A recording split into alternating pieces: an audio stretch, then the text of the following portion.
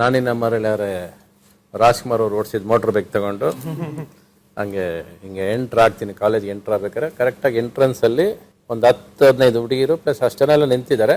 But ಆ motor bike ಸೌಂಡ್ಗೆ ಒಂದು ಹುಡುಗಿ ಹಂಗೆ ತಿರುಗಿ ನೋಡ್ತಾಳೆ. ಇವತ್ತವರೆಗೂ ಆ ಲಾಪ್ರು ಮರ್ತಿಲ್ಲ ನಾನು. ಅದು ನಾನು ಫಸ್ಟ್ ಪ್ರೀತಿಸಿದ ಹುಡುಗಿ. ಅದು 1 ವರ್ಷ I took 1 year to say I love you to that girl. 1 ವರ್ಷ ತಗೊಂಡೆ ಲವ್ ಯು ಹೇಳೋದಕ್ಕೆ. ಬಟ್ ನಮ್ಮ ಕಣ್ಣಲ್ಲೇ 1 ವರ್ಷ ಪ್ರೀತಿ ಮಾಡಿದ್ದೀವಿ.